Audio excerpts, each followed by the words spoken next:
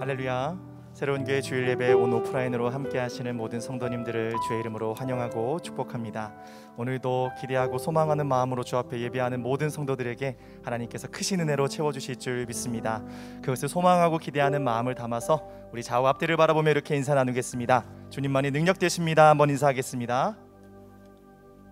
우리 다 함께 자리에서 일어나셔서 전심으로 주님 찬양하겠습니다.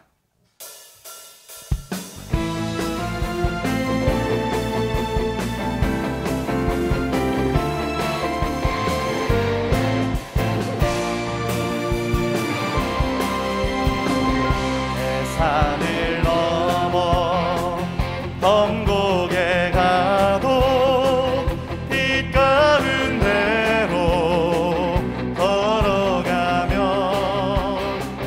주께서 항상 지키시기로 약속한 말씀 변치 않네.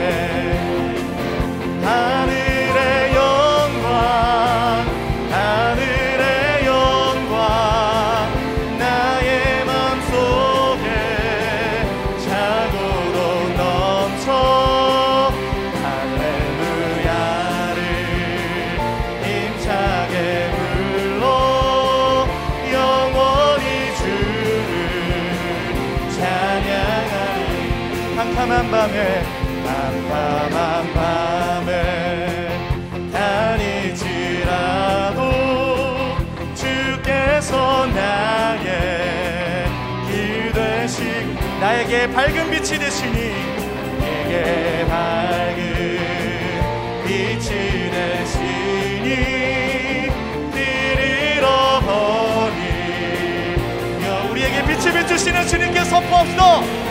하늘의 영광 하늘의 영광 나의 맘속에 자고로 넘쳐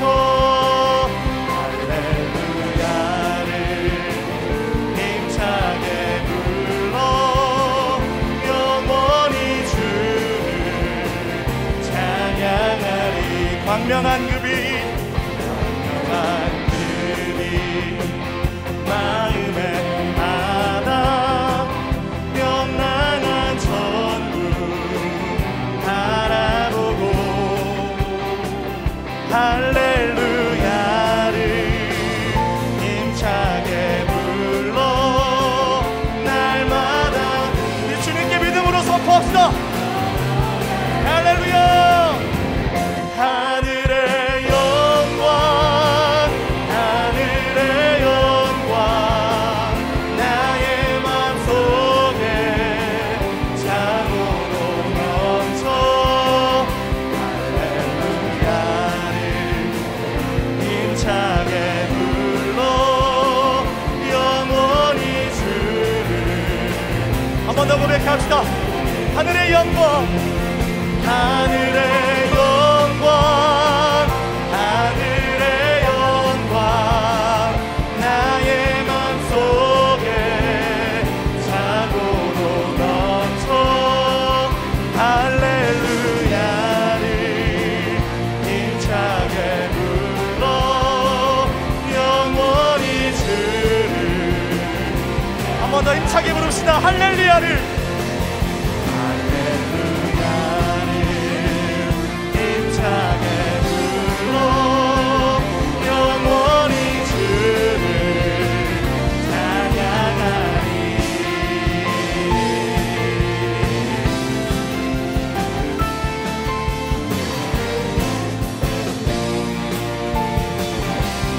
할렐루야. 오늘 우리의 찬양을 통해 역사하시는 하나님, 우리의 길을 여시고 우리의 산을 허시는 주님을 찬양합니다. 할렐루야.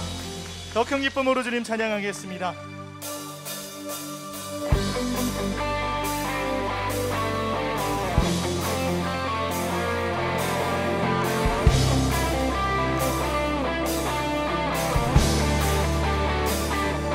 할렐루야. 우리 더 크게 박수 치면서 오늘 이곳 가운데 임재하시는 주님을 함께 기뻐합시다.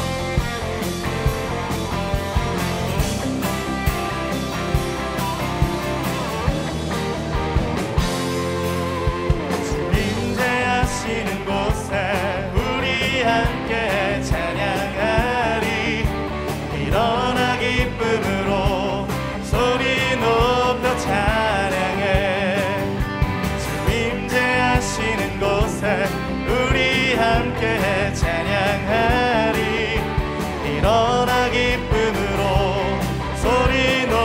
높여 찬양해. 내 영혼 노래하며 춤추게 하시네. 기쁨의 이유 되시는 주님, 임재하시는 곳에 우리 함께 찬양하리.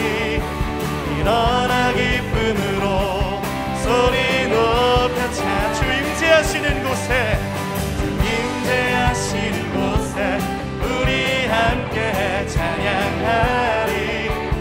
일어나 기쁨으로 소리 높여 찬양해. 내 영혼 노래하며 춤추게 하시네. 기쁨의 이유 되시는 주님, 내 영혼 노래하며, 내 영혼 노래하며 춤추게 하시네. 기쁨의 이유 되시는 주님, 주 임재하시는 곳에 우리 함께 찬양하리. 일어나 기쁨으로 소리 높여 찬양해. 두 손을 들고서 소리 높여 찬양해. 두 손을 들고서 소리 높여 찬양해. 주님의 영광 나타나셨네. 본능으로 임하셨네. 죽음에서 날 살리신 주 성령, 놀라우신 주 하나님. 다시 한번 고백합시다. 주님의 영광, 주님의 영광 나타나셨네. 권능으로 임하셨네. 죽음에서 날 살리신 주 성령, 놀라우신 주 하나님. 할렐루야, 할렐루야. 주의 나라가 할렐루야 임하소서. 얻게 되리 나를 선포하리. 나라의 왕 예수, 주의 나라 임하시네. 다시 한번 이 곳 가운데 영광으로 임재하실 주님께 고백합시다. 주님의 영광 나타나셨네. 권능으로 임하셨네. 죽음에서 날 살리신 주 성령, 놀라우신 주 하나님. 선포합니다. 할렐루야. 주의 나라가, 할렐루야. 주의 나라가 누운 자를 눈을 뜨며 할렐루야 임하소서. 선 자를 얻게 되리 나를 선포하리. 나라의 왕 예수, 주의 나라. 주여, 두 손을 높이 들고 주님의 영광을 선포합시다. 할렐루야. 할렐루야. 주의 나라가 누운 자를 눈을 뜨며 할렐루야 임하소서. 얻게 되리 나를 선포하리. 나라의 왕 예수, 주의 나라 임하시네. 나를 선포하리. 나를 선포하리. 나라의 왕 예수, 주의 나라. 한 번 더 믿음으로 선포합시다. 나를 선포하리. 나를 선포하리. 나라의 왕 예수, 주의 나라 임하시네.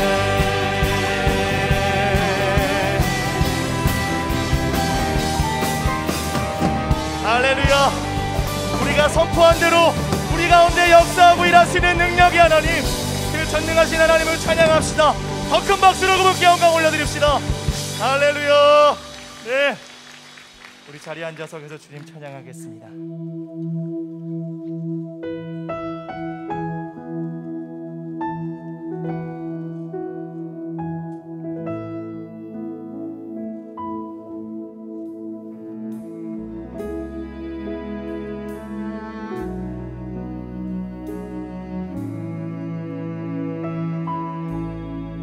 주께서 내길 예비하시네.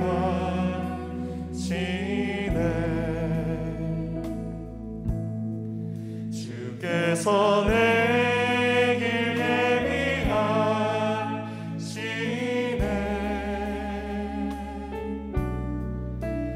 이제 하루하루를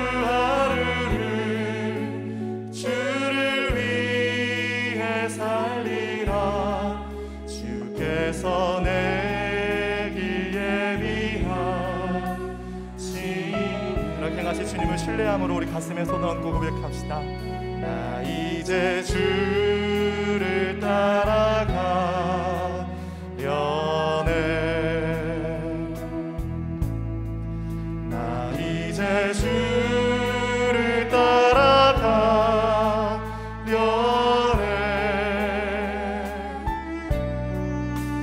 세상 죄를 버리고 생명길을 찾았네.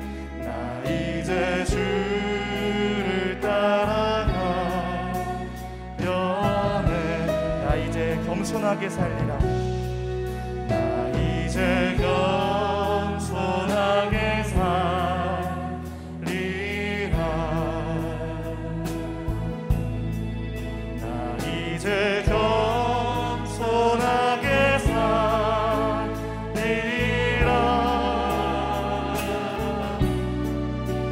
나의 하루하루를 주를 따라가리라. 나 이제 겸손하게 살리라.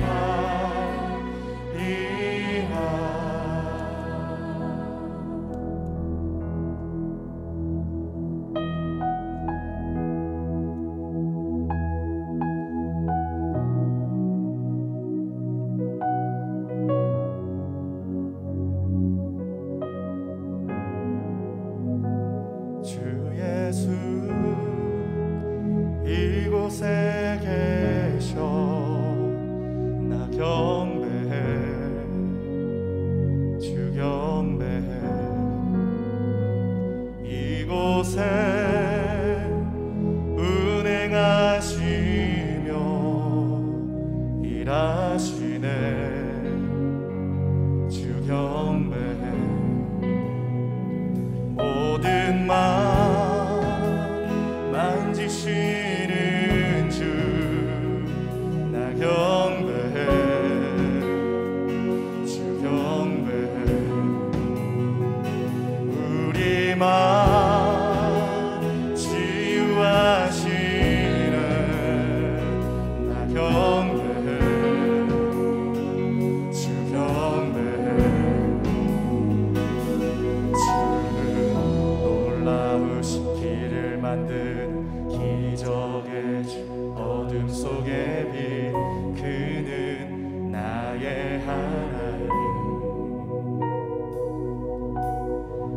약속을 이루시는 기적의 주 어둠 속의 빛 그는 나의 하나님. 모든 삶 돌이키시는 모든 삶 돌이키시네. 나 경배해. 주 경배해. 우리만 회복하실 주님 경배합시다. 나 경배해. 주 경배해. 주는 놀라우신 길을 만드는 기적의 주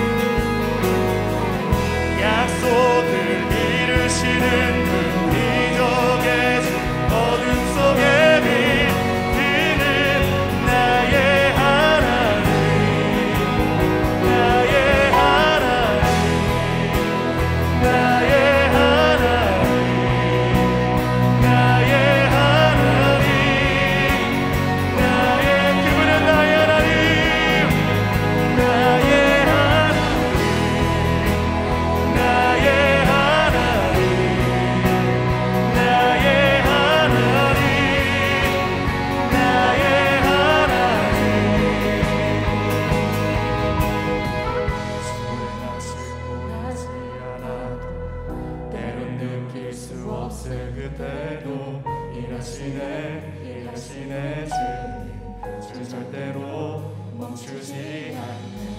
주 행하심 보이지 않아 때론 느낄 수 없을 그때도 오늘도 쉬지 않고 우리를 통해 일하시는 하나님을 우리가 믿음으로 고백하며 선포합시다. 주 행하심 보이지 않아도 때론 느낄 수 없을 그때도 일하시네 주 절대로 멈추지 않네. 주 행하심 보이지 않아도 때론 느낄 수 없을 그때도 일하시네 주 절대로 선포하며 나갑시다. 놀라우신 길을 만드는 기적의 주 어둠 속에 빛 그는 나의 하나님의 주님 약속을 이루시는 기적의 주 어둠 속에 빛 나의 하나님을 노래합시다. 할렐루야. 와 Waymaker, miracle worker, promise keeper, light in the darkness. My God, that is who you are. Oh, you are Waymaker, miracle worker, promise keeper, light in the darkness. My God. 우리가 두 손을 높이 들고 기적의 하나님을 노래합시다. 놀라우신 길을 만드는 기적의 주 어둠 속에 빛 그는 주님의 약속을 붙잡고 나아갈 때 주님 오늘 길을 열어주시옵소서. 약속을 이루시는 기적의 주 어둠 속 그분은 나의 하나님 나의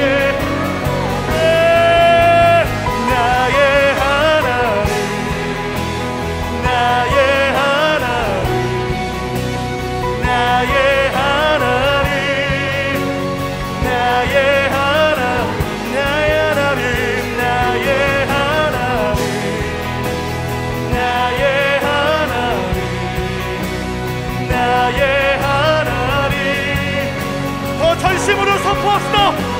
나의 하나님 주님 오늘 길을 열어주십시오. 주님 오늘 기적을 보게 하여 주십시오. 오늘 하나님의 일하심을 보게 하여 주시옵소서. 예, 나의 하나님 나의 하나님 오, 나의 하나님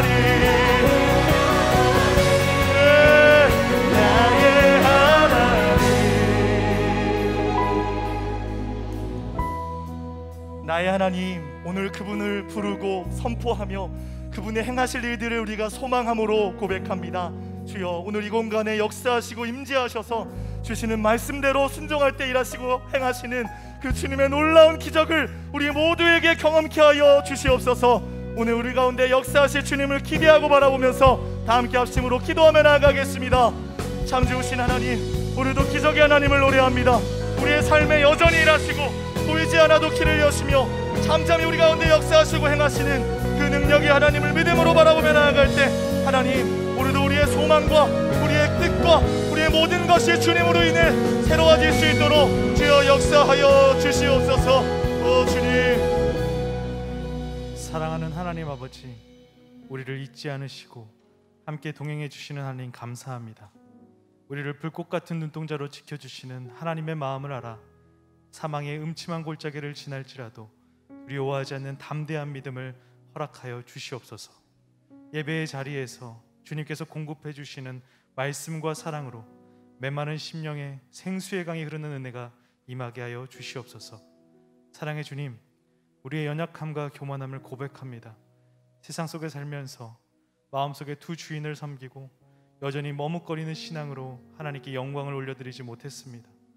하나님의 마음을 알아 하나님의 원하심을 살아야 했지만 여전히 내 인생에 내가 주인 되어 정욕을 위해 살아왔음을 용서하여 주시옵소서. 거룩한 주님의 빛과 보혈로 죄된 마음을 용서받아 주님의 원하심대로 겸손하고 순종의 삶을 살아갈 능력을 허락하여 주시옵소서. 사랑하는 아버지, 이 나라와 민족을 불쌍히 여겨 주시옵소서. 분열된 마음들을 하나로 묶어 주시고 불신의 마음은 신뢰함으로 바뀌게 하여 주시옵소서. 요셉과 같은 리더십과 다니엘과 같은 지혜를 가진 믿음의 지도자를 세워 주시옵소서. 그리하여 거룩한 코리아로 새롭게 되는 놀라운 기적을 허락하여 주시옵소서. 코로나 바이러스로 인한 두려움과 불안, 걱정의 마음들을 주님이 친히 만지셔서 속히 평안과 안정이 이 땅 구석구석 임하도록 치유의 광선을 대한민국에 비춰 주시옵소서. 하나님께서 기름 부으셔서 세워주신 새로운 교회를 위해 기도합니다. 하나님께서 축복하시는 교회에 구원받은 성도들이 불타는 신앙으로 하나님의 사명을 감당하게 하여 주시옵소서. 말씀으로 변화된 수많은 사람들로 인하여 하나님의 나라가 더욱 확장되고 오직 복음만을 선포하게 허락하신 교회 되게 하여 주시옵소서. 사랑하는 한옥 목사님을 위해 기도합니다. 성령의 권능을 7배나 더하여 주시고 말씀의 권세를 주신 주님께서 친히 역사하여 주셔서 목사님의 입술을 통하여 선포되는 말씀 속에 하나님의 뜻이 선명하게 드러나게 하여 주시옵소서. 말씀을 듣는 모든 귀가 열리고 예수님의 사랑을 깨달은 모든 성도들이 더욱 사랑하고 순종하게 하여 주시옵소서. 특순으로 영광 올려드리는 최기돈 형제를 축복하시고 그 입술을 통하여 고백되는 찬양이 하나님이 받으시기에 최고의 찬양 되게 하시고 찬양 가사 한 단어 한 단어가 듣는 성도 모두에게도 동일한 고백으로 올려지는 최고의 찬양이 되게 하여 주시옵소서. 우리 예배를 가장 기뻐하시는 하나님과의 교제가 이루어지는 예배 시간 되기를 소망하며 살아계신 예수 그리스도의 이름으로 기도드립니다. 아멘. 네, 할렐루야. 3부 예배에 오신 모든 성도님들 그리고 온라인 실시간으로 예배드리는 모든 성도님들을 주님의 이름으로 환영하고 축복합니다. 우리 예수님의 사랑의 마음을 담아 옆에 분들과 이렇게 인사했으면 좋겠습니다. 말씀 충만하세요. 말씀 충만하세요. 네, 우리 축복하는 시간 갖도록 하겠습니다. 서로를 바라보며 축복하겠습니다. 축복합니다. 주님의 이름으로 축복합니다.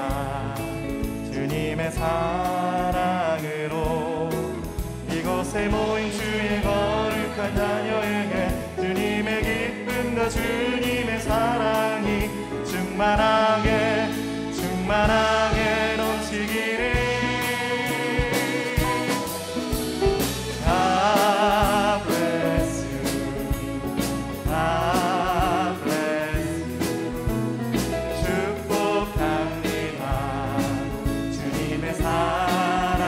먼 곳을 향해 축복하겠습니다. God bless you. God bless you.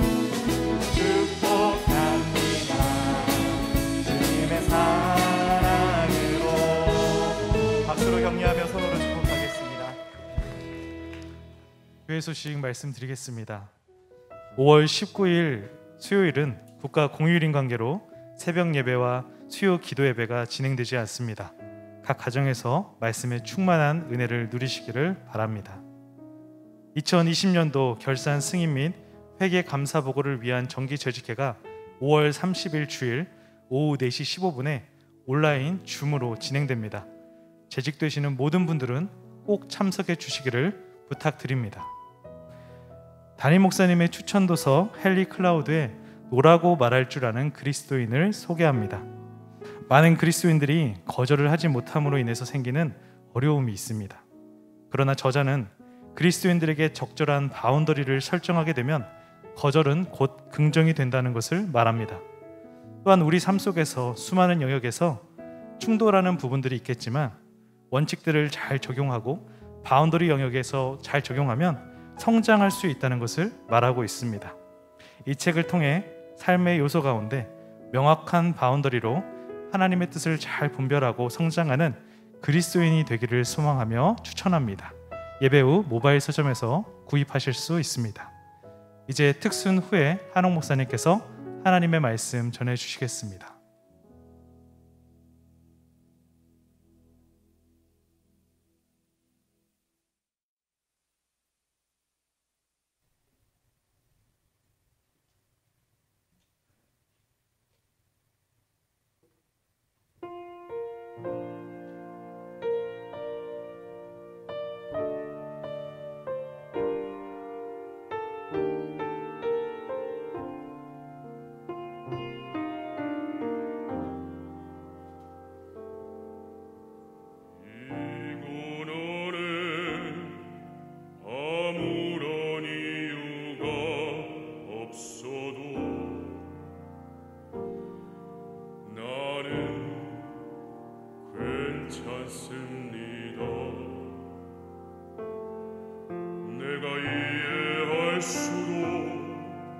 나를 이해시키지 않아도 나는 괜찮습니다. 주님 나와 함께 계시니 까닭 없이 나를 치셔도 주님 앞에 나는 종이기에 그저 순복합니다. 나는 순종합니다.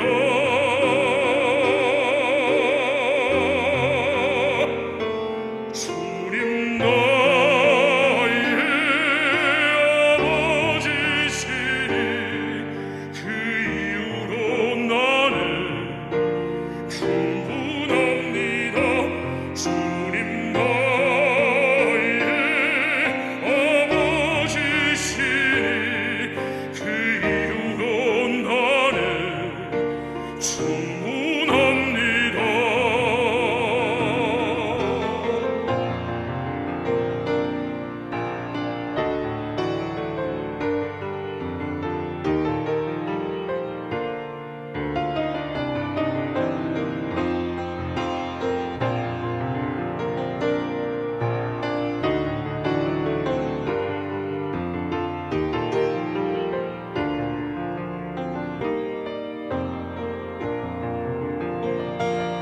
주님 나와 함께 계시니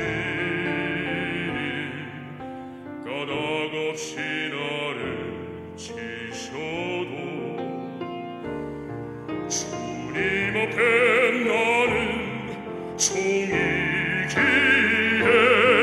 그저 순복합니다. 나는 순종합니다.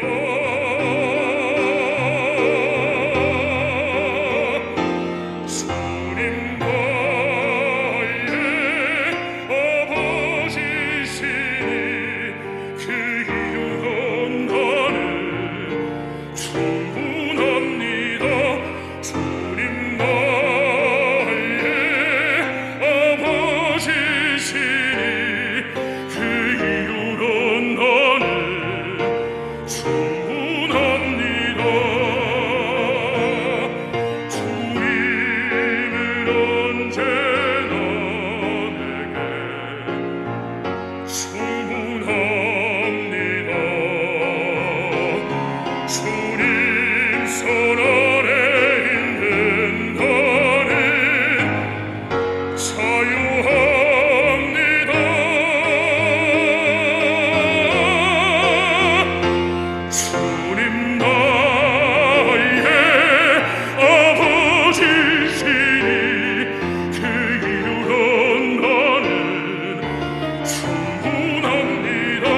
주님 나의 아버지시니 그 이유로 나는 충분합니다. 주님 안에 있는 나는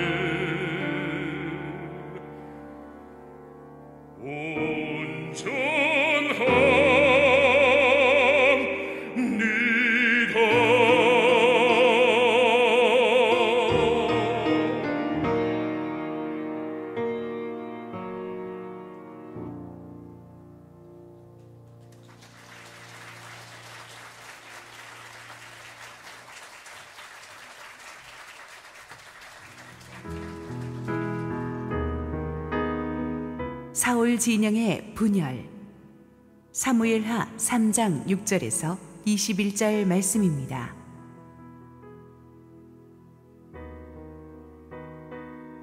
사울의 집과 다윗의 집 사이에 전쟁이 있는 동안에 아브넬이 사울의 집에서 점점 권세를 잡으니라.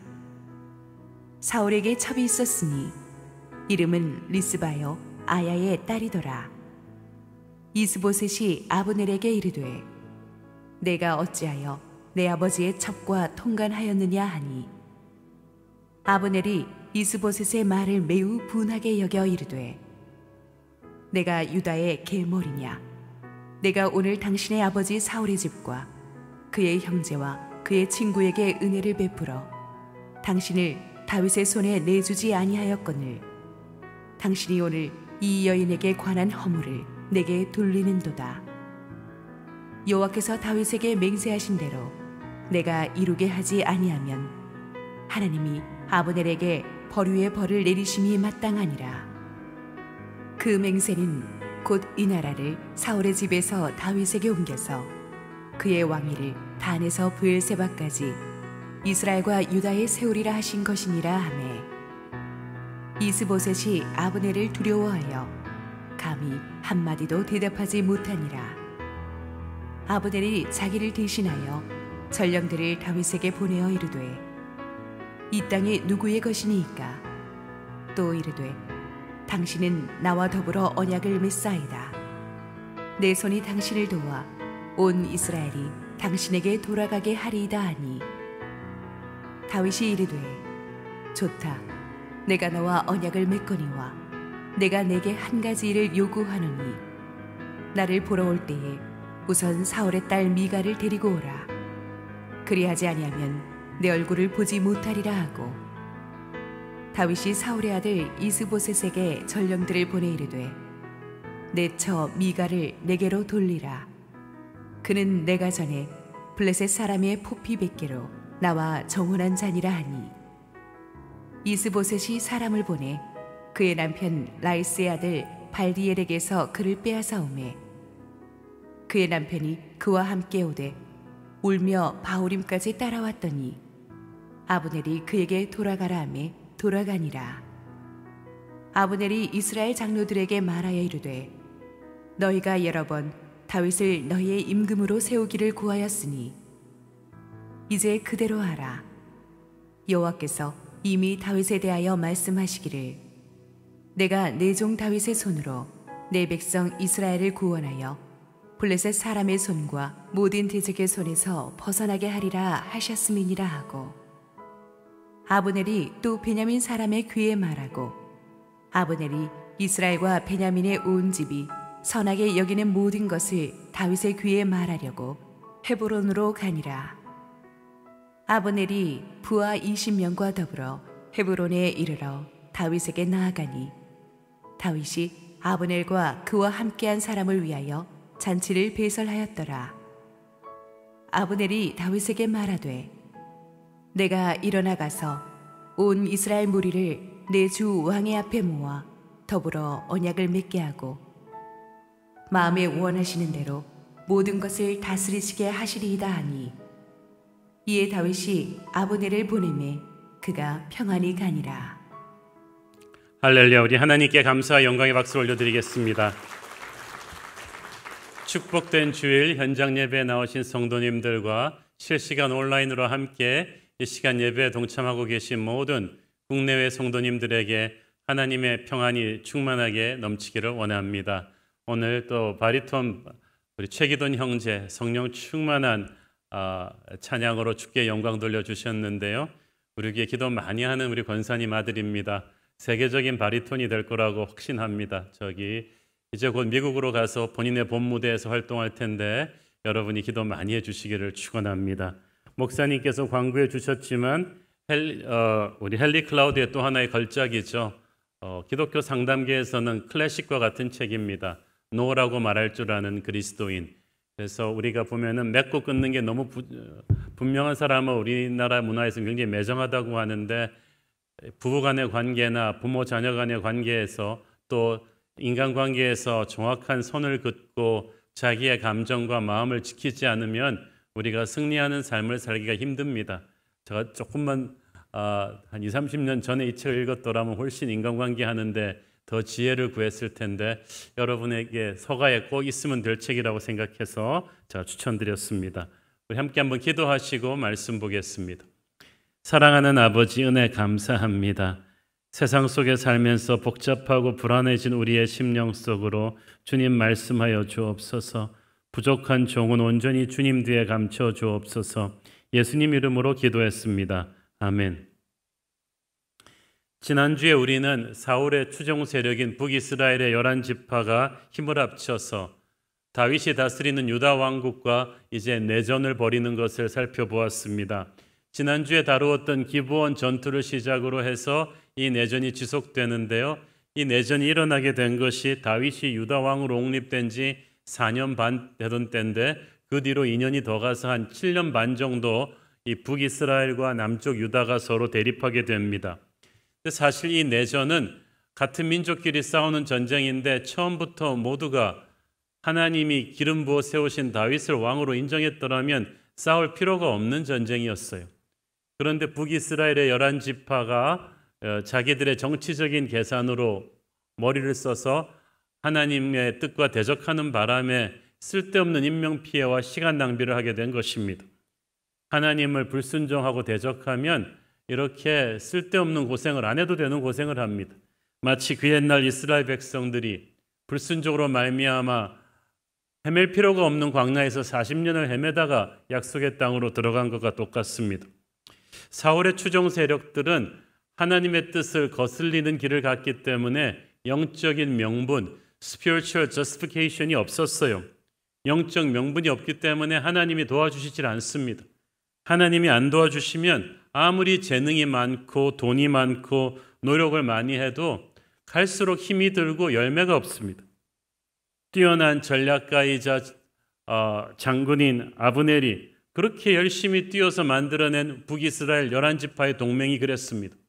무기나 영토의 넓이나 그리고 인구수나 모든 면에서 객관적인 전력은 다윗 쪽보다 우세했지만 하나님을 거슬렸기 때문에 그들은 갈수록 쇠퇴해졌죠. 무엇보다 영적 명분이 없는 무리들은 하나 되기가 어렵습니다. 겉보기에는 세력이 커 보였지만 다 정치적인 계산으로 모였기 때문에 언제 그 이해관계가 깨지면은 무너질지 모르는 아주 불안한 동맹이었습니다. 그래서 이들은 항상 서로 의심하고 불안합니다. 감정의 그 기복이 심하고 밤에 잠 못 이루고 회의가 많고 말이 복잡하고 말과 행동이 일치하지 않았습니다. 사실 이스보셋에게는 사울의 핏줄이라는 명분이 있었고 또 군부의 아브넬에게는 분사력과 정치적인 수완이 있었습니다. 이들 둘의 콤비는 세상적인 시각에서는 환상의 팀워크였는지 몰라도 그들이 그 좋은 조건들을 가지고 하나님을 대적했기 때문에 그들의 세력은 처음부터 가망이 없었습니다. 그래서 이 내전이 계속되면 될수록 어느 쪽이 이기는지는 갈수록 자명해졌죠. 사무엘하 3장 1절 사울의 집과 다윗의 집 사이에 전쟁이 오래매 다윗은 점점 강하여 가고 사울의 집은 점점 약하여 가니라. 다윗이 점점 승기를 굳혀가고 있었지만 하지만 다윗도 상당히 많은 대가를 치러야만 했습니다. 지난주에 우리가 다루었던 아사헬 장군 같은 뛰어난 부하들을 많이 잃었죠. 이 영적인 전쟁도 그렇습니다. 대가를 치러야 되는 것이고 생각보다 장기전이 될 수도 있습니다. 한 번의 화끈한 승리로 통쾌하게 종결되는 게 아닙니다. 마귀가 권세 잡은 이 세상 속에서 우리들도 영적인 전쟁을 치르면서 하루하루 살아가고 있습니다. 우리는 처음부터 마음을 단단히 먹어야만 합니다. 주님께서 우리를 그리스도의 군대라고 하셨지 그리스도의 학교라 그러지 않으셨고 그리스도의 병원이라 그러지 않았습니다. 우리는 영적인 전쟁에 나와 있는 군인들입니다. 군인은 스포츠 선수가 경기에 나가는 것과는 다른 자세로 임해야만 합니다. 목숨이 왔다 갔다 하는 곳입니다. 총소리가 나고 폭탄이 터지고 전우들이 쓰러지는 것을 우리는 당연히 여깁니다. 희생을 각오하고 견뎌야 됩니다. 힘들어서 못하겠다는 핑계는 될 수 없습니다. 전쟁터에서 힘들지 않은 병사가 어디 있습니까? 우리 주님께서 이 땅에서 그 힘든 싸움을 견디셨듯이 우리도 하루 이틀 싸우는 것이 아니고 장기전으로 평생 이 죄 많은 이 세상에서의 하루하루를 견뎌내야만 합니다.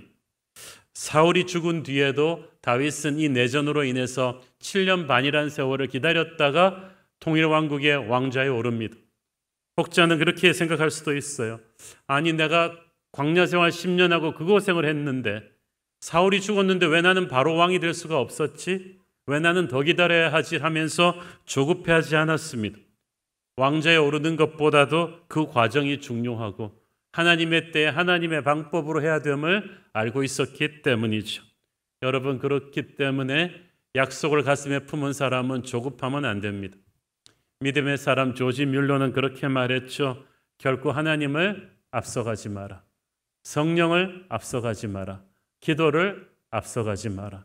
저와 여러분이 그런 사람 되기를 바랍니다. 전투를 하면 할수록 사울의 세력은 약해져 갔고 다윗의 세력이 점점 강해져 갔어요. 참 이해하기가 어렵습니다.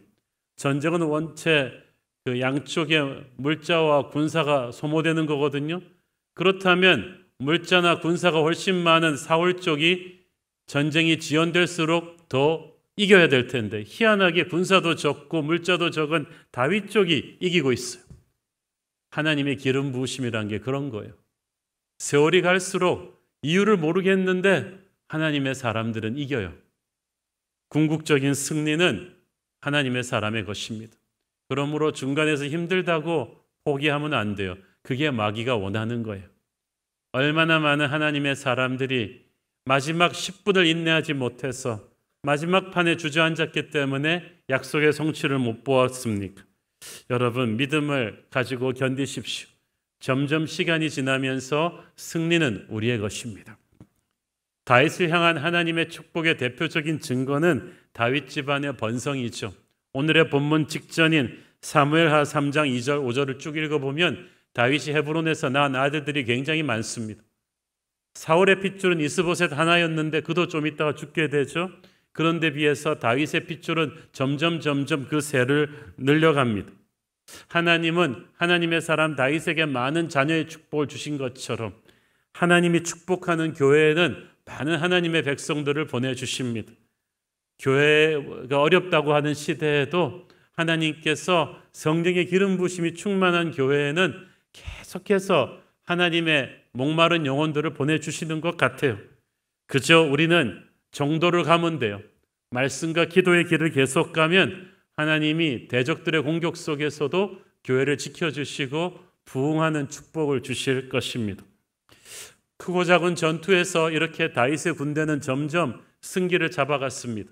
그러나 계속 이렇게 하다가는 양측의 희생만 커지고 언제 끝날지 모르는 일이었습니다. 그런데 하나님께서 인간이 생각지도 못한 뜻밖의 방법으로 이 전쟁을 순식간에 이 내전을 종결지어 주셨습니다. 그것은 강성해 보였던 사울 집안의 내부의 균열에서부터 시작되었죠. 6절 읽습니다. 사울의 집과 다윗의 집 사이에 전쟁이 있는 동안에 아브넬이 사울의 집에서 점점 권세를 잡으니라. 자, 이미 북이스라엘의 실질적인 힘은 군대를 장악한 아브넬에게 있다고 말씀드렸죠. 하지만 이스보셋은 자기가 아무리 허수아비 왕이지만 그래도 사울의 핏줄인데 좀 이 아브넬의 손 그 그림자에서 좀 벗어나 보려고 노력했던 것 같아요. 그렇지만 소용이 없었어요.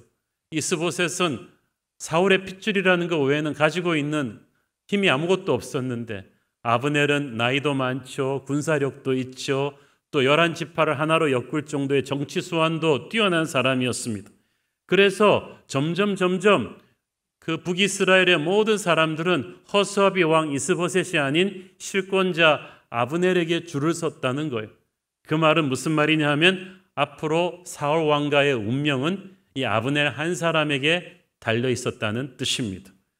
그런데 어느 날 이스보셋이 용기를 내서 이 나는 새도 떨어뜨린다는 아브넬의 위세에 도전하는 사건이 일어납니다. 7절 읽습니다. 사울에게 첩이 있었으니 이름은 리스바요 아야의 딸이더라. 이스보셋이 아브넬에게 이르되 네가 어찌하여 내 아버지의 집과 통관하였느냐 하니 일의 발단은 죽은 사울의 첩 리스바가 아브넬과 불륜을 일으킨 거예요. 당시 선왕의 첩을 취할 수 있는 권리는 오로지 후계자에게만 주어졌습니다. 그렇기 때문에 이 문제를 이스보셋이 공식 석상에서 이렇게 끄집어낸 것은 네가 도덕적으로 문란하다고 아브넬을 추궁한 게 아니라 네가 어떻게 감히 신하로서 선왕의 첩을 볼 수 있느냐? 이것은 왕권을 위협하는 반역 아니냐? 그런 명분이 된 거예요. 그런데 사울의 첩을 범한다는 것이 어떤 의미였는지 노련한 아브넬이 몰랐겠습니까? 알았으면서도 했다는 것은 아브넬이 실제로 그 여인을 사랑했다는 뜻이기도 하지만 동시에 이 북이스라엘에서 실제 왕은 난데 감히 누가 나에게 뭐라 그러겠느냐는 오만함 때문이었어요. 즉 아브넬은 이스봇 아닌 자기가 이 나라의 넘버원이라는 사실을 과시하고 싶었던 것입니다. 아브넬의 이런 불손한 의도를 어느 정도 이스봇은 감지했지만 정말 오랜만에 젖먹던 힘까지 용기를 내서 아브넬과 어전회의에서 공식적으로 부딪힙니다. 그동안 이스봇은 군부를 등에 업은 아브넬의 위세 앞에서 숨도 못 쉬고 왕이지만 이게 뭐 말이 왕이지 기가 확 죽어서 살아왔습니다. 어떻게 아브넬한테 도전할 수 있었겠습니까? 그런데 이번은 너무 명분이 좋잖아요. 자기가 보기에 아버지의 첩을 범한다는 것은 아무리 아브넬이지만 이건 선을 넘은 거예요. 그래서 아브넬을 향해서 참고 참았던 분노를 한번 터뜨려 본 것입니다. 그러나 그것은 이스보셋의 결정적인 패착이 되고 맙니다. 8절 읽습니다. 아브넬이 이스보셋의 말을 매우 분하게 여겨 이르되 내가 유다의 계머리냐? 내가 오늘 당신의 아버지 사울의 집과 그의 형제와 그의 친구에게 은혜를 베풀어 당신을 다윗의 손에 내주지 아니하였거늘 당신이 오늘 이 여인에게 관한 허물을 내게 돌리는도다. 그 당시 계머리는 할 수 있는 최고의 욕입니다. 가장 혐오스러운 존재예요. 유다는 그들의 적국 다윗의 나라죠. 적국의 가장 혐오스러운 사람 대하듯이 지금 네가 나한테 말하고 있는 거냐 감히? 그러면서 아브넬이 속에 있는 말을 다 쏟아내는 거예요. 야 이스보셋, 너 주제 파악해. 너 사울의 핏줄이라는 것밖에는 아무것도 없는 어린애를 내가 이 나라의 왕으로 만들어줬다. 다윗의 칼로부터 내가 지켜준 거다. 그걸 고마운 줄 알았으면 너는 평생 나한테 숨소리 하나 못 내고 감지덕지하고 살아야 되는데 뭐 감히 나한테 이만한 일로 모욕을 줘? 하면서 화를 낸 것입니다. 아브넬은 이스보셋이 이 문제를 빌미로 해서 자기의 권세를 빼앗으려 한다는 것을 알고 오히려 역공을 가한 거죠. 여러분 근데 잘 보세요. 아브넬이 결코 자기가 그런 적 없다고 말 안 하죠. 사울의 첩을 범한 적이 없다. 나는 무죄한데 왜 그러냐 그 말 하지 않잖아요. 왜냐하면 그건 사실이거든요. 그리고 지금 그게 중요한 게 아니에요. 아브넬이 자기가 한 짓이 잘못된 일이라고 사과하지도 않아요. 오히려 네가 어떻게 감히 이 문제를 가지고 나한테 뭐라 그럴 수 있느냐고 화를 내고 있습니다. 이것이 예나 지금이나 정치 권력의 세계입니다. 옳고 그른 게 중요한 게 아니고 누가 잘못했는가가 중요하지 않습니다. 힘을 가진 자는 모든 게 용서가 돼요. 힘을 가진 자의 잘못을 문제 삼는 게 오히려 죄가 되는 거죠. 화가 머리끝까지 치밀어 오른 아브넬은 이제 이스라엘의 역사를 온통 바꿔버릴 수 있는 충격적인 선언을 합니다. 9절 10절 읽습니다. 여호와께서 다윗에게 맹세하신 대로 내가 이루게 하지 아니하면 하나님이 아브넬에게 벌 위에 벌을 내리심이 마땅하니라. 그 맹세는 곧 이 나라를 사울의 집에서 다윗에게 옮겨서 그의 왕위를 단에서 브엘세바까지 이스라엘과 유다에 세우리라 하신 것이니라. 아멘. 한마디로 나라를 통째로 들어서 이제 다윗에게 갖다 바치겠다는 거죠. 여기서 중요한 것은 아브넬이 일찌감치 하나님께서 사무엘 선지자를 통해서 다윗에게 하신 약속의 맹세를 이미 알고 있었다는 사실이에요. 그 맹세가 무엇입니까? 이 나라의 권세를 사울의 집에서 다윗의 집으로 옮겨서 단에서 브엘세바까지, 즉 우리 말로 표현하면 할라에서 백두까지 이 나라 전체를 다스리는 왕으로 다윗을 세우겠다. 하나님의 그 약속의 맹세를 자기가 지금 이루게 하겠다고 말하는 거예요. 참, 그러고 보면 무슨 말이에요? 아브넬이 지금까지 하나님의 말씀이 무엇인지 알고 있었다는 거죠. 알고 있으면서도 자기가 그에 반하는 행동을 했잖아요. 하나님이 왕으로 세우실 다윗을 대적하는 북이스라엘을 창립하는 데 1등 공신이 아브넬이잖아요. 그러니까 말씀을 아는 거하고 말씀대로 행하는 거는 다른 거예요. 말씀을 알면서도 행함이 없는 사람이 많습니다. 아브넬처럼. 오히려 말씀을 대적하는 사람이 되었어요. 왜? 말씀이 자기의 이익과 충돌하기 때문이죠. 돈 욕심, 권력 욕심과 충돌하니까 말씀이 무엇인지를 알면서도 그것을 거스리는 삶을 사는 거예요. 사울은 분명히 하나님이 버리신 사람이고 다윗이 하나님이 택한 사람이었어요. 그러나 아브넬은 평생 사울의 오른팔로서 권력의 단맛을 누리며 살았습니다. 그 사울이 죽고 나니까 이제 사울 왕국의 1등 공신인 자기가 다윗에게 처벌받을 것 같단 말이에요. 그러니까 옵션이 뭐예요? 자기 살기 위해서 이스라엘 11지파를 끌어모은 거예요. 죽은 사울의 이름을 팔아가지고. 그래서 북이스라엘을 만들어서 또 권력을 한 손에 쥐고 누릴 수가 있었습니다. 그러니까 아브넬은 사울 왕조를 하나님이 버렸다는 걸 뻔히 알면서도 그것을 거역하는 삶을 살아왔던 거예요. 자기의 이익을 위해서. 그러다가 아브넬이 이제 갑자기 그런 인생을 송두리째 바꿔서 이제 자기가 하나님의 말씀이 이루어지게 돕겠다 하고 나선 것은 이제 이의 상황이 변했기 때문이에요. 이제는 이스보셋이 더 이상 자기의 꼭두각시가 되지 않겠다고 합니다.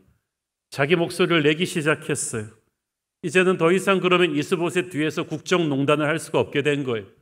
그렇다고 이스보셋을 당장 제거해버리자니 그러면 사울의 적통 왕조라는 명분이 깨지니까 북이스라엘 11지파의 동맹이 와해될 거 두려웠어요. 그래서 아브넬은 고심 끝에 칼자루를 거꾸로 돌려서 다윗에게 나라를 갖다 바치기로 한 것입니다. 11절 읽습니다. 이스보셋이 아브넬을 두려워하여 감히 한마디도 대답하지 못하니라. 와, 너무 안 된 거 있죠. 수양대군 앞에 단종입니다. 왕은 왕인데 기껏 오랜만에 용기 내가지고 한번 덤볐다가 본전도 못 찾고 말았어요.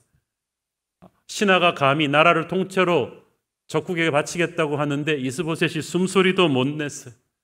순진한 이스보셋은 착각을 했던 거예요.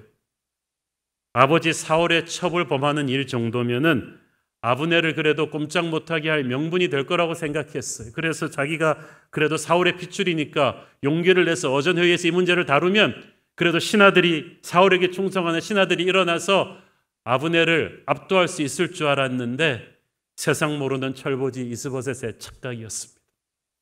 이 난세의 권력은 총뿌리에서 나온다는 걸 몰랐어요. 이미 신하들은 사울에 대한 의리나 충성심 같은 거는 간 곳이 없어요.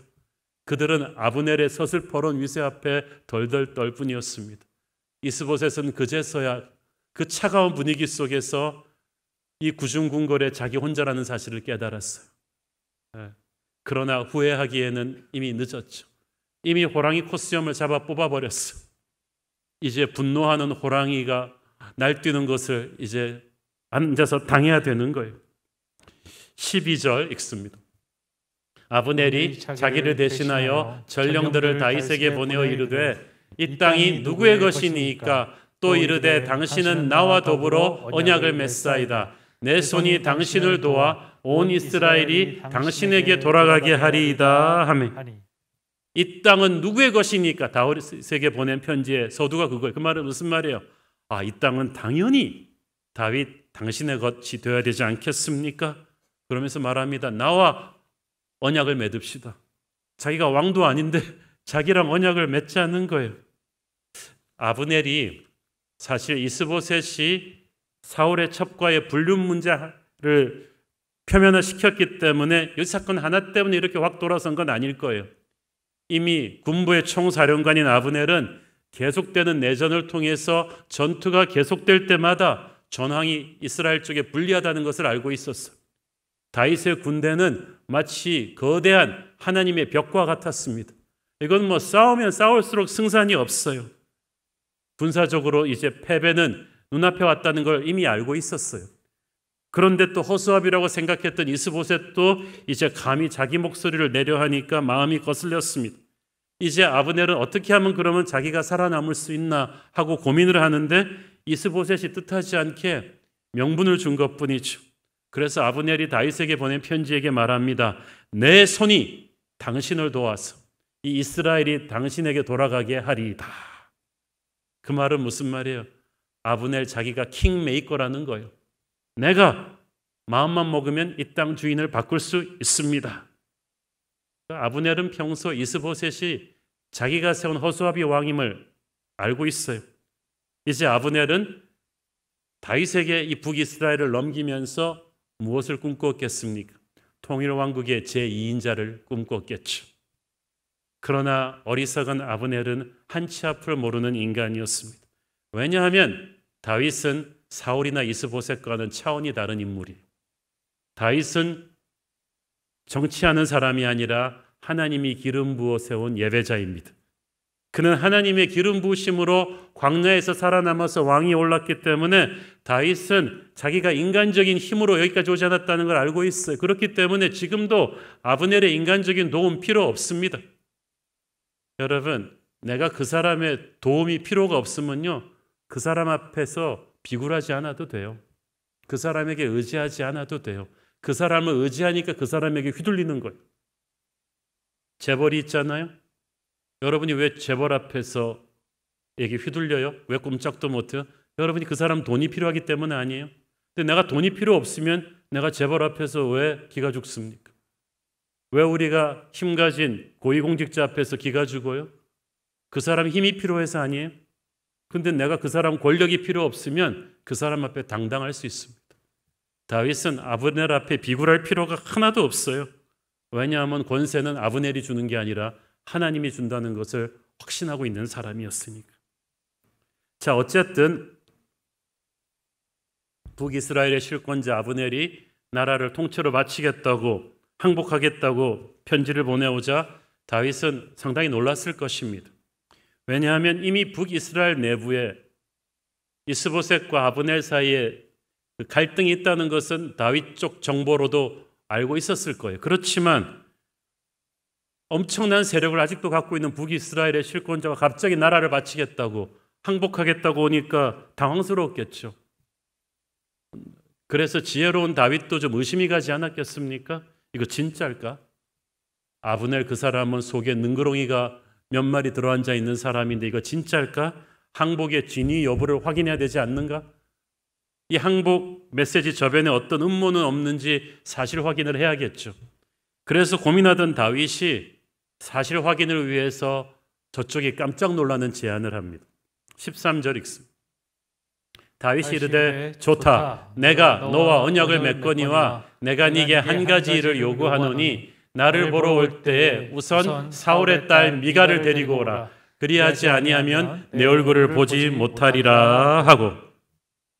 사울의 딸인 미갈이 누굽니까? 다윗의 첫 번째 아내였죠. 기억하시죠?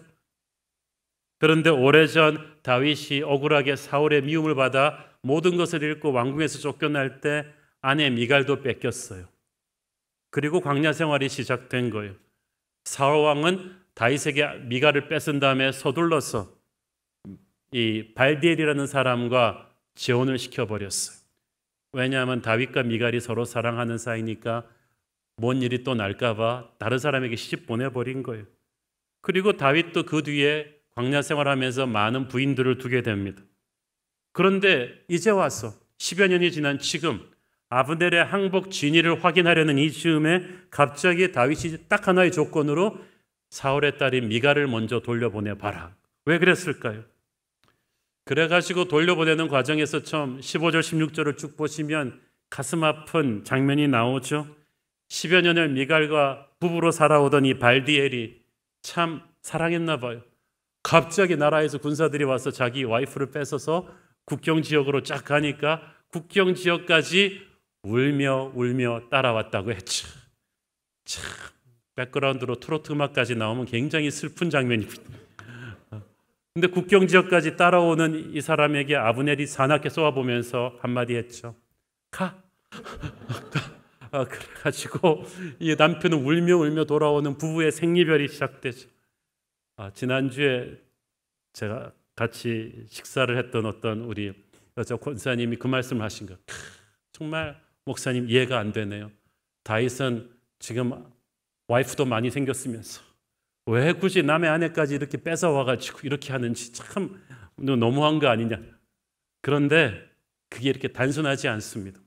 다윗이 미갈을 데려오라고 한 데는 이유가 있어요.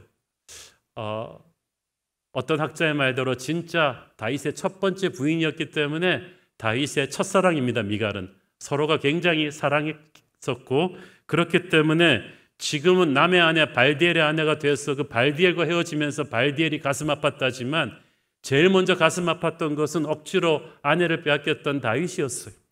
그러므로 이 모든 게 사울이 시작한 비극이었다는 거죠. 또 하나는 이 미갈은 다윗이 사울로 인해서 잃어버린 모든 것들의 회복을 상징합니다. 처음에 다윗이 미갈과 어떻게 결혼하게 되었나요?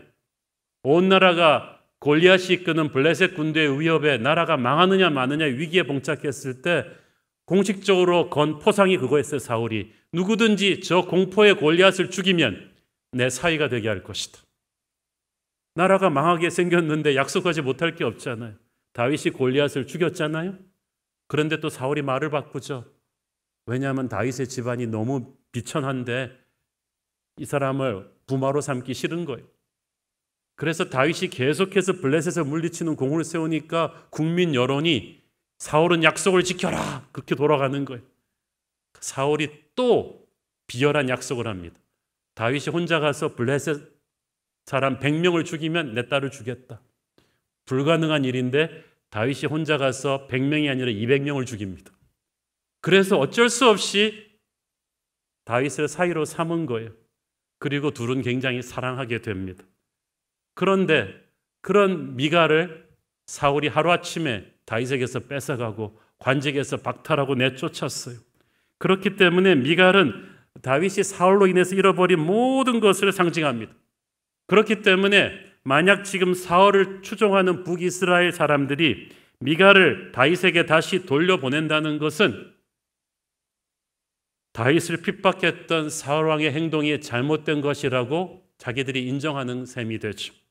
그래서 다윗은 너희들의 항복이 진짜라면 모든 북이스라엘이 알도록 미갈을 돌려보내라. 내가 피해자고 사울이 가해자였다는 사실을 모두에게 알려라는 거예요. 그런데 그 요구를 아브넬과 이스보셋이 두말 않고 받아들여서 미갈을 돌려보내주죠. 하나님께서는 이렇게 우리에게 승리를 주시고 우리가 억울하게 빼앗겼던 잃어버렸던 보물을 회복시켜 주시는 분이십니다. 세 번째 이유가 또 있어요. 사울의 딸인 미갈을 북이스라엘의 항복을 받으면서 다윗에게 돌려보내라고 한 것은 다윗이 한때 사울의 사위였다는 것을, 사울이 자식처럼 인정하던 사울의 사위였다는 것을 북이스라엘 사람들에게 상기시켜 주기 위함입니다. 그 미갈을 다시 데려와서 자기의 부인으로 삼겠다는 것은 내가 사울에게 적대적이지 않다. 그러므로 너희들은 나에게 항복하는 것을 두려워하지 말라는 다윗이 주는 암묵적인 메시지예요. 그러므로 이 미갈을 돌려보내라는 이 요구는 간단하지가 않지만은 굉장히 엄청나게 다윗에게는 명분 싸움이 되는 중요한 요구였죠. 자, 아브넬은 그것을 수행할 뿐 아니라 다른 사이드로도 열심히 다윗을 돕기 위해서 뛰기 시작합니다. 17절 읽습니다. 아브넬이 이스라엘 장로들에게 말하여 이르되 너희가 여러 번 다윗을 너희의 임금으로 세우기를 구하였으니, 자 보세요. 이미 이스라엘의 지도자들이 여러 번 아브넬에게 와서 이제 우리의 나라는 운명이 다한 것 같습니다. 나라를 다윗에게 바칩시다. 이 요구를 이미 아브넬에게 많이 했다는 거예요. 그래서 이미 아브넬은 북이스라엘 지도자들의 민심이 다윗에게로 완전히 갔다는 것을 알고 있었어요. 바로 이것이 아까 이스보셋이 어전회의에서 아브넬을 모욕 주었을 때 아브넬이 즉시 이스보셋을 죽이고 자기가 왕이 되지 않은 이유예요. 하나님께서 이미 북이스라엘의 민심을 다윗에게로 다 몰아버린 상황에서 이스보셋을 죽인다고 자기를 왕으로 이 북이스라엘이 떠받들어 줄 리가 만무했거든요. 그래서 아브넬이 생각을 했죠. 어차피 이렇게 된 거 내가 앞장서서 이 나라를 어차피 넘어갈 이 나라를 다윗에게 갖다 바쳐서 생색을 내고 그 공을 인정받아서 다윗의 오른팔이 되리라. 이 생각을 한 것입니다. 그래서 열심히 뛴 거예요. 갑자기 북이스라엘 장로들이 이때까지 했던 말 다 무시하다 갑자기 그렇게 하라. 또 있습니다. 18절 읽습니다. 이제 그대로 하라. 여호와께서 이미 다윗에 대하여 말씀하시기를 내가 내 종 다윗의 손으로 내 백성 이스라엘을 구원하여 블레셋 사람의 손과 모든 대적의 손에서 벗어나게 하리라 하셨음이니라 하고, 이 말씀은 아브넬이 직접 들은 게 아니고 이미 한간에 파다하던 소문을 인용한 것입니다. 하지만 지금까지는 아브넬이 오히려 그 소문을 막 차단했어요. 사울 왕조를 지켜야 하니까. 그런데 이제 와서 갑자기 그게 사실인가 보다. 이런 기회주의자가 있습니까? 그리고 열심히 또 뜁니다. 19절 읽습니다. 아브넬이 또 베냐민 사람의 귀에 말하고 아브넬이 이스라엘과 베냐민의 온 집이 선하게 여기는 모든 것을 다윗의 귀에 말하려고 헤브론으로 가니라. 아브넬이 다윗에게 가기 전에 베냐민 지파를 따로 만난 건 이유가 있어요. 베냐민 지파가 사울을 배출한 가문이잖아요. 가장 사울에게 충성되고 작지만 강한 군대를 가지고 있어요. 다윗에게 항복한다 그러면 베냐민이 가장 걸림돌이 될 거예요. 그래서 먼저 가서 설득한 거예요. 베냐민을 설득한 카드는 그것입니다. 블레셋의 침공으로부터, 왜냐하면 베냐민은 특히 국경을 마주하고 있거든요. 우리를 안전하게 지켜줄 존재는 블레셋이 그토록 두려워하는 다윗의 휘하에 들어가는 것뿐이다. 그래서 열심히 베냐민을 설득하고 이스라엘 지도자들을 설득해서 그 다음에 이제 헤브론으로 가서 다윗과 회담을 합니다. 그래서 가만 보니까요, 아브넬이 정말 다윗을 위해서 열심히 뛰어요. 갑자기 어제까지 다윗을 못 잡아먹어서 난리던 적군의 수장이 이젠 갑자기 다윗의 선거운동 본부장 같이 다윗의 비서처럼 이리 뛰고 저리 뛰면서 막 베냐민 설득하고 하나님의 말씀 다시 상기시켜주고 이스라엘 장로를 설득하면서 다윗을 위해서 열심히 일해줍니다. 아마 속내는 이렇게 자기가 열심히 뛰어가지고 자기의 공로를 다윗에게 인정받으려고 했겠죠. 그러나 그의 속내가 어찌됐든 상관없어요. 다윗은 그렇게 해서 이제 더 이상의 피를 흘리지 않고 평화 통일을 이제 눈앞에 두게 되었으니까 사신 아브넬을 위해서 성대한 잔치를 열어줍니다. 다윗의 환대를 받은 아브넬은 너무 기분이 좋았어요. 21절 읽습니다. 아브넬이 다윗에게 말하되 내가 일어나 가서 온 이스라엘 무리를 내 주 왕의 앞에 모아 더불어 언약을 맺게 하고 마음에 원하시는 대로 모든 것을 다스리시게 하리이다 하니, 이에 다윗이 아브넬을 보내매 그가 평안히 가리라. 기분이 좋아진 아브넬은 일어나가지고 한껏 충성 맹세를 합니다. 제가 이스라엘로 돌아가서 온 이스라엘의 민심을 모아서 왕이 마음대로 거기를 다스릴 수 있도록 하겠습니다. 여기서 유독 아브넬이 강조하는 것은 나예요. 제가 그렇게 하겠습니다. 제가 그렇게 하겠습니다. 하나님을 안 믿는 사람의 특징은 자기예요. 자기가 노력으로 자기 힘으로 뭔가 한다고 생각을 해요. 생색을 냅니다.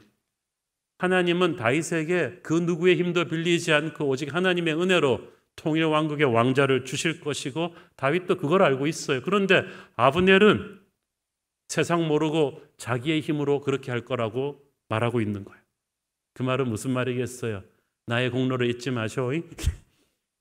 통일이 되면, 통일 왕국을 이루면 영의정 자리는, 총리 되신 자리는 제 것입니다. 지금 이걸 계속 노리고 있는 거죠.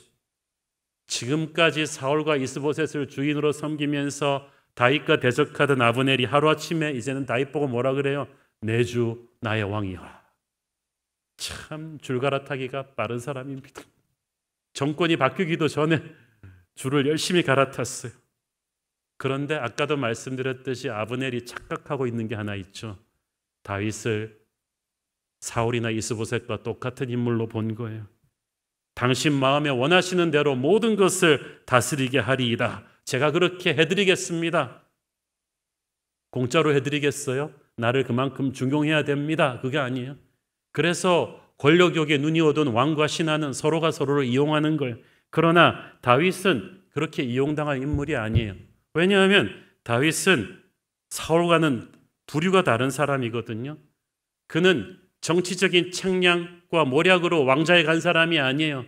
광야에서부터 죽을 뻔하던 자기를 오직 하나님의 은혜로 거기까지 데려갔다는 것을 잘 알고 있어요. 그래서 다윗은 회의하고 정치 책략을 하고 그렇게 해서 그 자리를 지키는 게 아니라 날마다 기도하며 주님과 동행하는 예배자로서 여기까지 온 사람이에요. 인간에게 아쉬운 소리 한 사람이 아니에요. 정치 야망을 위해서 사람을 막 이용하는 사람이 아니었어요. 그래서 다윗은 생각이 복잡하지 않고 심플해요. 그러므로 아브넬은 사울이나 이스보셋처럼 다윗을 자기 마음대로 가지고 놀 수 없는 사람이라는 거예요. 하지만 하나님께서는 아브넬이 그토록 야비한 정치적인 기회자이지만 그 또한 하나님의 뜻을 이루는 도구로 사용하셔서 사울 왕국의 끝을 내게 하셨습니다. 아브넬은 자기가 뭘 위해 뛰는지도 모르고 열심히 뛰었지만 하나님은 가만히 보시다가 그 뛰는 차의 방향을 살짝 바꿔 놓으셔서 다윗을 위해서 일하게 만드셨어요. 여러분, 악인들이 분노와 음모로 바쁩니다. 계획을 도모합니다마는 하나님께서는 그들의 머리 꼭대기에 계셔서 그들의 악한 모든 노력을 선한 방향으로 바꾸셔서 주의 뜻을 이루실 것입니다. 사울과 이스보셋을 등에 업고 출세했던 아브넬이 이제는 다윗을 등에 업고 출세하려고 합니다. 하지만 그는 한 치 앞을 볼 수 없는 사람이었습니다. 하나님은 그런 교활한 아브넬이 다윗에게 부담이 되는 걸 원치 않으셨어요. 그래서 아브넬은 생각보다 빨리 죽죠. 다음 주에 죽습니다. 오늘 본문을 보니까 다윗이 이 사울 왕국을 무너뜨리기 위해서 한 일이 아무것도 없어요. 밤잠을 못 이루고 불안해하고 우리가 객관적인 전력이 딸리는데 이길 수 있을까 생각하면서 막 첩보원들 보내고 어전 회의하고 이렇게 막 혈압약 먹고 이런 게 없단 말이에요. 다윗은 가만히 있는데 누가 바빠요? 아브넬이 바빠요. 이스보셋이 바빠요. 군사력도 인구도 모든 것이 많은 이쪽에서 부지런히 바쁩니다. 다윗이 아무것도 하지 않고 있는데도 하나님은 다윗을 대적하는 사울 집안이 서로 갈등하고 분열하게 하시고 열심히 막 다윗을 위해 뛰다가 스스로 망하도록 역사하셨어요. 여러분의 인생에서도요, 어저께까지 여러분을 대적하던 아브넬 같은 존재들, 이스보셋 같은 존재들이 있을 거예요. 그 사람들 때문에 너무 마음 상해하지 마세요. 그 사람들에게 의지하지 마세요. 여러분의 하나님을 보시고 나가시면요, 그 사람들 악한 음모를 꾸미느라고 열심히 뛰라 그러세요. 열심히 뛰었는데 가만 보니까 여러분을 위해서 뛴 거예요. 하나님이 그렇게 역사하십니다. 악한 세력들의 노력이 결국은 선한 하나님의 사람을 높이도록 만들어 놓으셨어요. 그러므로 우리는 지금 우리를 핍박하는 세상이 강해 보인다고 두려워하거나 위축되지 말고 그 세상을 세상과 같은 방법으로 싸우려고 너무 머리 굴리고 불안해하고 떨지 마십시오. 교회는 오히려 담대하게 하나님을 예배하면서 복음을 전하면서 제자를 만들면서 기도의 자리를 지키면서 정도를 지키며 가면 되는 거예요. 복잡하게 살 거 없어요. 그러면 하나님께서 악하고 복잡하고 교활하게 사는 무리들은 알아서 붕괴시킬 거예요. 그리고 그들의 노력이 오히려 우리를 높이게끔 인도하실 것입니다. 여러분, 다윗을 하나님께서 왜 바로 통일 왕국의 왕으로 세우지 않고 헤브론에서 7년 반을 기다리게 하셨을까요? 왜냐하면 이 전쟁은요, 외국과의 전쟁이 아니에요. 외국과의 전쟁은 싸워서 이기고 저기 물러가면 끝인데 이 전쟁은 동족과 동족끼리의 내전이란 말이에요. 싸워서 이겨도 적의 백성도 이제 통일 왕국의 백성이 될 거예요. 그래서 전투에서 이겼다 할지라도 다윗이 항상 신경 썼던 것은 인명피해를 최소화해서 적의 가슴에 한이 남게 하지 않는 거였습니다. 왜냐하면 그 북이스라엘이 사울의 통치 밑에서 40년을 살았잖아요. 사울이 아무리 나쁜 왕이었다고는 하나 사울을 왕으로 모셨던 사람들의 마음이 바뀌어서 다윗을 왕으로 모시기까지는 시간이 필요하고 하나님의 정지 작업의 역사가 필요합니다. 악인들이 스스로 무너지는 것도 그 역사 중에 하나일 거예요. 그 모든 것이 이루어지도록 기다려야만 합니다. You have to let God do the work. 하나님이 일하시도록 기다리는 이 시간이 필요한 거예요. 조급한 마음을 버리고 그렇게 하나님을 기다리면 마지막에 승자는 우리가 될 것입니다. 제가 들은 그 리더십 문구 중에 그 말이 있어요. Who's the last man standing? That's important. 누가 마지막에 서 있는가? 그게 중요하다. 마지막에 승리자로 서 있는 것은 다윗이었습니다. 이스보셋, 아브넬 아무리 설쳐봤자 다 사라졌어요. 마지막에 승리자로 서 있는 것은 하나님 앞에 있는 저와 여러분일 줄로 믿습니다. 기도하겠습니다. 주님 은혜를 감사합니다. 오늘 다윗을 대적하던 강대한 사울 진영이 어떻게 하루아침에 붕괴되는지 보면서 교회를 핍박하는 세력이 순식간에 붕괴될 수 있다는 것을 알았습니다. 두려워하지 않게 하여 주시고 불안해하지 않게 하여 주시고 오직 하나님을 바라보고 강하고 담대하게 하여 주옵소서. 예수님 이름으로 기도했습니다. 아멘. 우리 다 함께 일어나셔서 봉헌 찬양 드리겠습니다.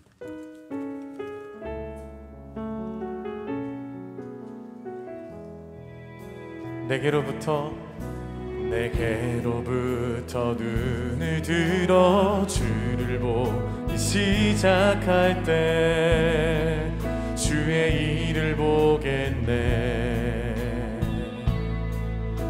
내 작은 마음 돌이키사 하늘에 꿈꾸게 하네. 주님을 볼 때 모든 시선을 주님께 드리고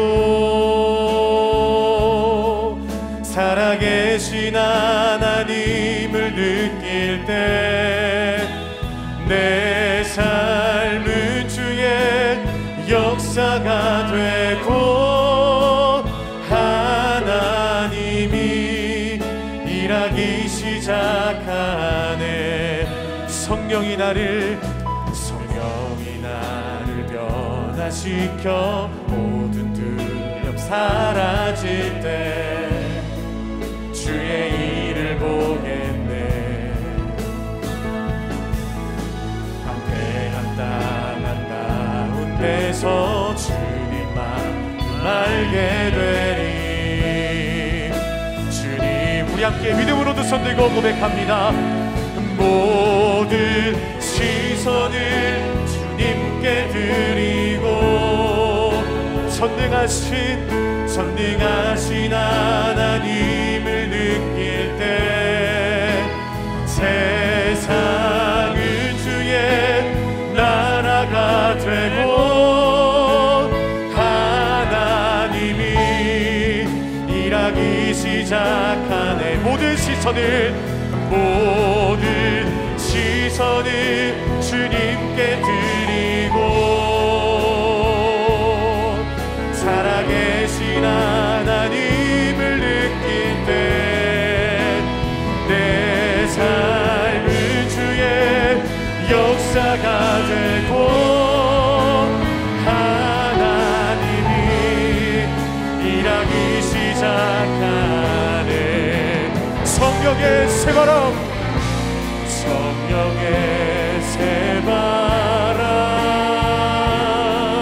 이 땅에 불어오소서. 주의 영 그 생기로 우리를 다시 살리사 이 땅에 하나님 영광 고하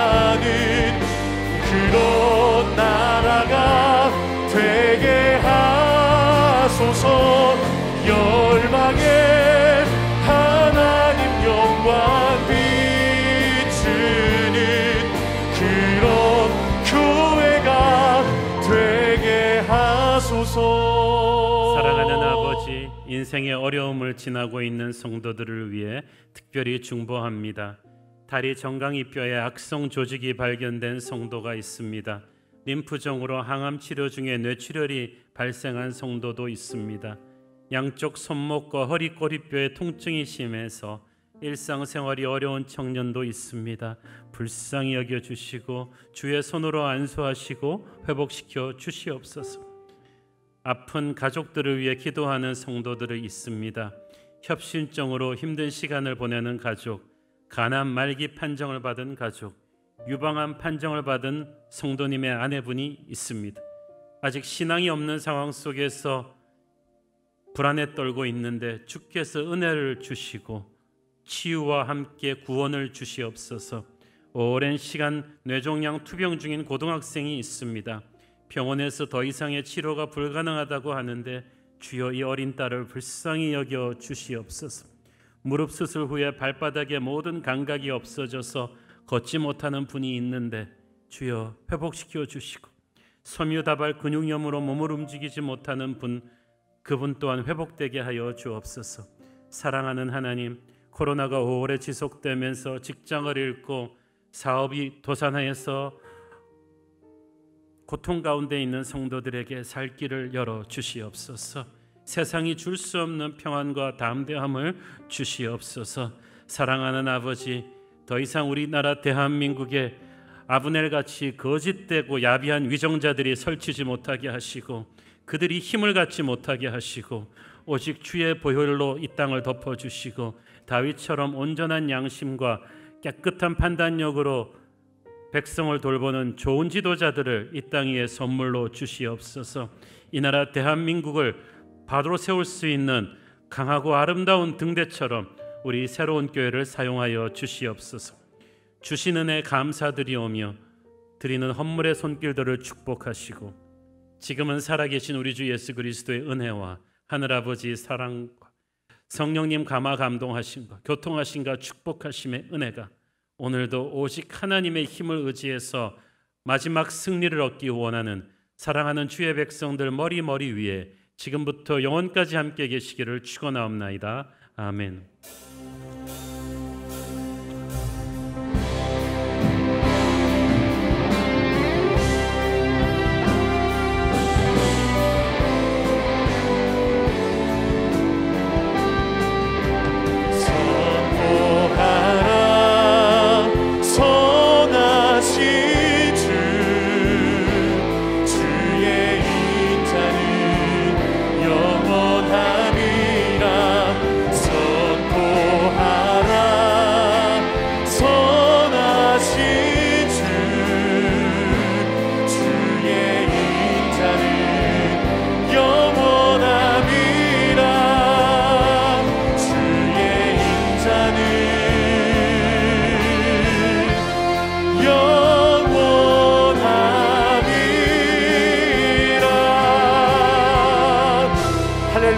가운데 역사하신 우리 주님께 감사와 영광의 박수로 올려드리겠습니다.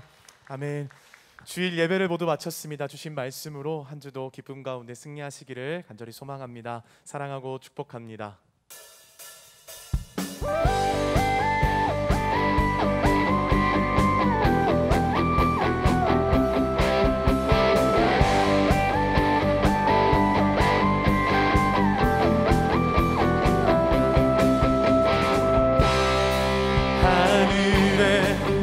아버지 이름 거룩하며 주의 영광 이곳에 가득하길 기도하네.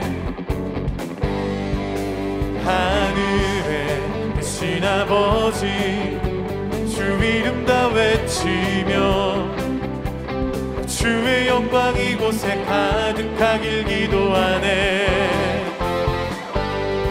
찬양해 새 노래로 찬양해 새 노래로 찬양해 새 노래로 주님께 주님의 나라 주님의 뜻이 하늘에 이루어지듯이 모두 선포해 자비한 주 이름 이 땅에 이루어지리라. 주님의 나라 주님의 뜻이 하늘에 이루어지듯이 모두 선포해 자비